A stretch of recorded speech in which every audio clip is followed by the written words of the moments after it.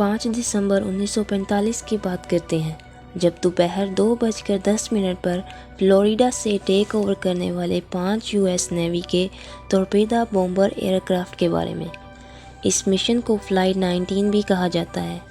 ये कोई special mission नहीं था, बल्कि 3 घंटे का एक आम रूटीन वाइज मिशन ही था। इस मिशन में 14 मेंबर्स थे, जिसे एक flight leader Charles Carroll Taylor lead कर रहे थे, जो कि एक बहुत ही एक्सपीरियंस पायलट हैं। ये पांचों प्लेन्स फ्लोरिडा से उड़ान भर के ईस्ट की तरफ फ्लाई करते हैं।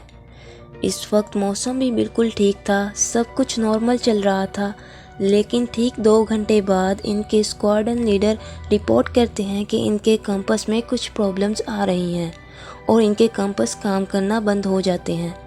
ऐसे में ये एक बैकअप कंपास का यूज़ करते हैं और वो भी जल्दी काम करना बंद हो जाता है। इनको अंदाज़ा नहीं हो रहा होता कि इस टाइम उनकी पोजीशन क्या है। वो बाकी पायलट से भी पूछते हैं, लेकिन इनके इंस्ट्रूमेंट्स भी काम करना बंद हो जाते हैं। Squadron leader Charles Carroll Taylor ये सब सिचुएशन देख के बहुत ही ज़्यादा कंफ्यूज हो जाते हैं। शाम के तकरीबन 5 बजे अब मौसम थोड़ा ख़राब हो रहा है। टेलर को ऐसा लगता है कि ये पांचों प्लेन्स मैक्सिको के ऊपर पहुंच चुके हैं, इसलिए अब वापस फ्लोरिडा जाने के लिए ईस्ट की तरफ फ्लाई करना होगा। इसलिए वो सबको ऑर्डर देते हैं कि ईस्ट की तरफ फ्लाई किया जाए। कुछ मेंबर्स को लगता है उन्हें वापस अपनी मंजिल पर पहुंचने के लिए वेस्ट की तरफ फ्लाई करना चाहिए। मौसम और ज़्यादा ख़राब हो जाता है और सूरज भी ढल जाता है और काफ़ी अंधेरा हर तरफ फैल जाता है। इस वक्त ये माना जाता है कि ये पांचों प्लेन्स 370 किलोमीटर फ्लोरिडा के ईस्ट में थे। इसके बाद ये पांचों प्लेन्स हमेशा के लिए डिसअपियर हो जाते हैं।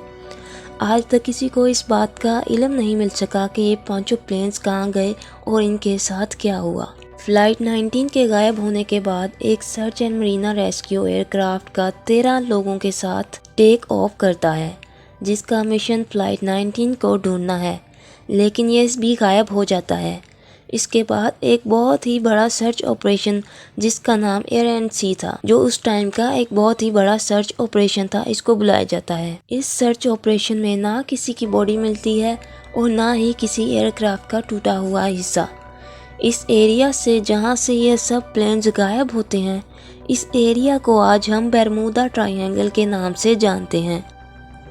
नाजरीन, हम सब ने बरमूदा ट्रायंगल की बहुत ही स्टोरीज सुन रखी हैं। बरमूदा ट्रायंगल समंदर का एक बहुत ही बड़ा हिस्सा है, जो असल में अटलांटिक ओशन में पाया जाता है। ये ट्रायंगल फ्लोरिडा से बरमूडा आइलैंड और फिर पोर्टो रिको से होकर वापस फ्लोरिडा से जा मिलती है।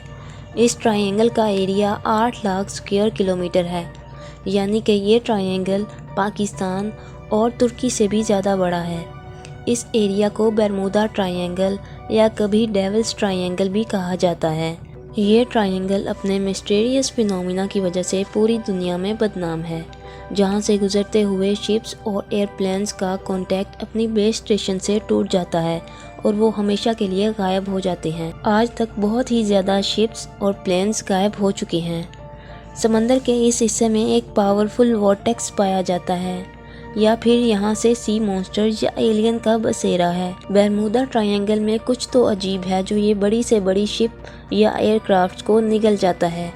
इस हिस्से में बहुत ही ज़्यादा एबनॉर्मल एक्टिविटीज़ होती हैं, जिसका रीज़न साइंटिस्ट को मिल चुका है। तकरीबन 1935 की बात है, जब 19 साला ट्विंस जॉर्ज और डेविड अमेरिकन नेवी में ऑफिसर थे कि इनको अचानक अपने फादर की डेथ की न्यूज़ मिलती है और ये एयरक्राफ्ट में बैठ के अपने होम टाउन वापस जाना चाहते थे। अभी इस जहाज़ को बरमूदा ट्रायंगल के ऊपर पहुंचे हुए 20 मिनट ही हुए थे कि पायलट ने इनको बताया कि इनके सब इंस्ट्रूमेंट्स काम करना बंद हो चुके हैं। ना ही पायलट को फ्यूल का अंदाज़ा था और ना ही इसका रेडियो काम कर रहा था और ना ही इसको इस वक्त इस बात का इल्म था कि वो इस वक्त किस डायरेक्शन में जा रहा है। इन दोनों भाइयों का कहना था कि इतनी बुलंदी से ना हमें कोई शिप नज़र आ रही थी और ना ही ज़मीन का छोटा सा हिस्सा नज़र आ रहा था। दूर दूर तक सिर्फ पानी ही पानी नज़र आ रहा था। ये सब सिचुएशन देखकर पायलट कंफ्यूज होकर बेहोश हो जाता है, लेकिन खुशकिस्मती ये थी कि इस जहाज़ में एक को पायलट भी मौजूद था, जिसने इस जहाज़ का कंट्रोल संभाल लिया اور 2 گھنٹوں کی یہ مشکل وقت کی پرواز کے بعد یہ جہاز زمین پر لینڈ کرتا ہے۔ اس طرح کے بھی انسیڈنٹس برمودا ٹرائینگل پر پیش آ چکے ہیں۔ سائنٹسٹ آج بھی اس مسٹری کو سولو کرنے کی کوشش میں ہیں۔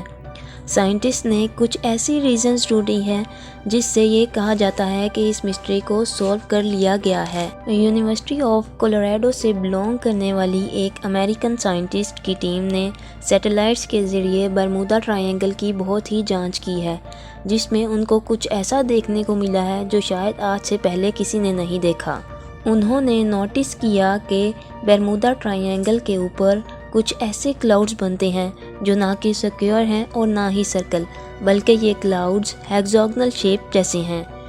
ان کا سائز 88 کلومیٹر بڑا ہے۔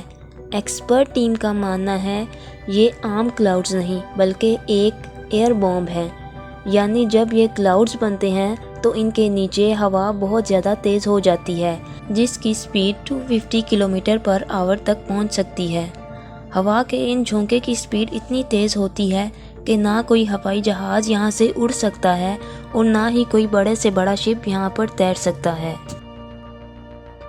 ناظرین، امید ہے آپ کو یہ ویڈیو پسند آئی ہوگی، تو ہمارے چینل کو سبسکرائب کریں تاکہ آپ کو مزید ایسی ویڈیوز ملتی رہیں۔